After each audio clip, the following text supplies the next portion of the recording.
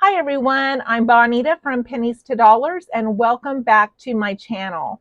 Today we are going to talk about decluttering. Now this channel includes minimalism, a little sprinkle of depression era upbringing because my parents were depression era and they raised me with that philosophy, and also a lot of frugal living. So I live in the country in Kansas. I live on a rural area farm. And I may look at things a little bit different than maybe somebody that lives a little more modern than me, but I'm hoping that you can take my ideas and concepts and maybe get those creative juices flowing and think about how you can use some of my ideas or some of my ideas that I present to you to think over to save money in your own life. So here we go on decluttering. I am very frugal, as you know, if you follow me. And I do want to declutter. I'm in my upper 50s. I'm wanting to retire soon. I don't want to keep dragging all of this decluttering business into my retirement years. But I've been at this about 4 years. And it is very time consuming. If anybody is truly honest with you, it takes a long time to declutter. It's emotional. It's a trying experience if you've lived in the same place for very long, or if you're in your upper 50s like I am. You've accumulated a lot of things with memories and emotions attached, and then you just have a lot of stuff that you don't know where it came from. And so for the last 4 years, I guess I've been doing a lot of the easy stuff. I've been getting rid of the trash. I've been hauling off stuff to donate that I clearly don't want and haven't used, maybe haven't even seen in a long time, but it still has use out of it. And so I've been doing those two areas primarily, junk, decluttering, hauling stuff off for the last 4 years. But as I move into this, there are 8 strategies that are kind of promoted through the decluttering community of things to use as you're going through things, ideas to use. And I have thought through these, and I'm going to share with you today whether or not I use some of these strategies as a frugal person and whether I don't. So the first one is the $20 rule. The rule is if it costs under $20 and you can replace it in under 20 minutes, go ahead and pitch it. I have a problem with this rule as a frugal person. $20 to me is $20 towards my retirement, $20 towards my savings, 3/4 of a tank of gas. I could go on and on. $20 can go a long way if you know how to use your $20. And I'm not one to just throw out something that costs $20 that is perfectly usable. So if it's something I can sell that I don't want, I will sell it. If it's something I can give away, I will give it away. But if it's something that I might use down the line or I use occasionally, I'm going to hang on to that because I can't get anything in 20 minutes. That part of the rule is just out the window for me because I live in the country and it's about 45 minutes or more to the nearest store or town. And so nothing you can replace in 20 minutes. But that $20 part, I also have a problem with that. So I really do not follow that rule. It doesn't go into any of my decision making as I'm looking through the things that I'm trying to decide what to do with. The next one is the one in, one out rule. And the rule is if you bring one thing in, you take one thing out. I also do not follow this rule because I rarely bring one thing in. And I try to think so hard and intentional about what I bring in since I've been at this for 4 years that I will take out hundreds and hundreds and hundreds of items before I ever bring one in. I have that much stuff. They say the average person has like 3,000 items just in their home, I believe. And I have, a couple of storage buildings that are on my property. So you can imagine how much we accumulate. I raised 6 kids. I mean, everything in this house was prepared to take care of a family of 8. So you can imagine how many things I have had that I've had to go through. So I don't use that one in, one out rule. It's more like one in, 400 out, maybe 500 out. I don't know. And I keep hoping I'm going to gain some momentum and some space by doing it that way. The next rule is the 2-minute rule. And that rule says basically if you can do something within 2 minutes, just do it, get it done, and then move on to the next thing. I cannot follow this rule either. The 2-minute rule for me will totally throw me off. I am a multitasker and I'm trying not to be, because when I multitask, I can't get anything finished. And I am like the person that sees something shiny and then I go there, and then I see something shiny and I go there. So if I start on something that takes 2 minutes, I'll see something in that 2 minutes that leads me to do something else that will take 2 minutes. And next thing you know, I've started a bunch of things. I've finished none of them. And so I really have to focus on doing whatever I'm doing before I move on to the next thing. So that 2-minute rule just makes me see like 10 more things I need to do in that 2 minutes. And if I just keep jumping around like that, I don't get anything accomplished. The fourth rule is the 90-90 rule. Now, this rule is if you haven't used something in 90 days, or you're not going to use it in the next 90 days, to get rid of it. I have never used this rule either. And part of the reason is I will find things that maybe I have not used in 90 days, or maybe a year or two.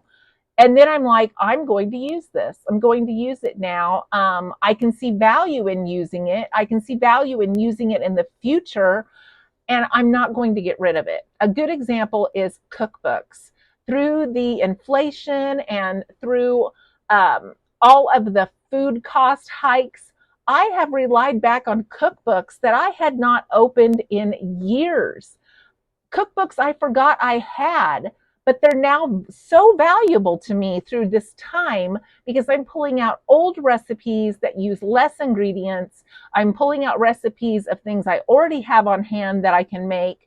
And these cookbooks have been totally invaluable to me through this whole time. And I've shared a lot of those recipes with you.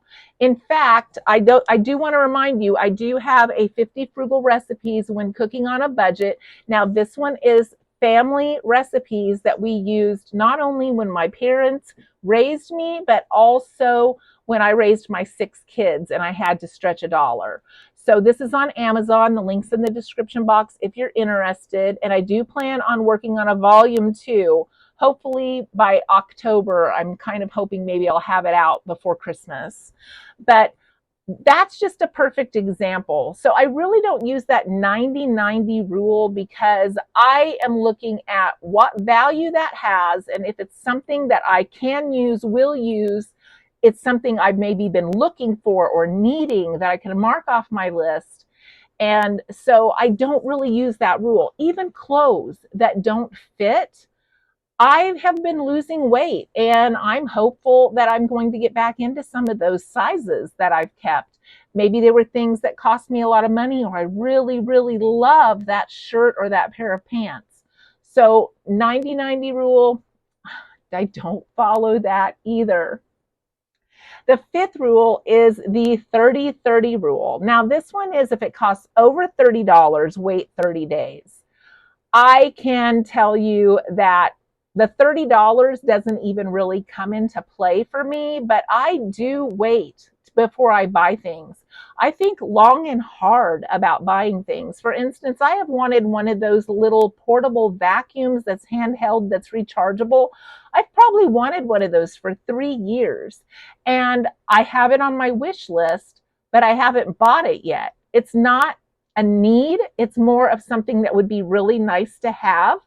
And so I just keep it on my list. And when the time presents itself or it becomes a need, then I'll look at purchasing it harder. But I keep things on my list. And like I said, when the time presents itself or I get a really good discount or something, then I'll look into buying it.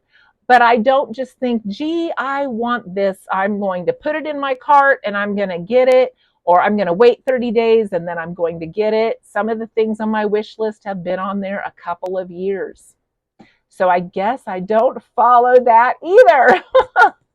The next rule is the 80-20 rule. Now, the 80-20 rule says that we use 20% of our stuff 80% of the time, and to get rid of the things that are not in that 20%. I have thought about this long and hard. So if there are things that I clearly do not use, do not want, will not use, don't think I ever have a need for it in the future, can't give it away, I will donate it. And there's been a lot of trunkfuls and backseatfuls of this area. Lots and lots. I mean, if you're going through stuff and you find something that you didn't remember having, you still have no use for it, and it's still in good shape, why not just get rid of that now? You know there's no value in it for you. You're not going to use it. You don't want the space that it takes to keep it.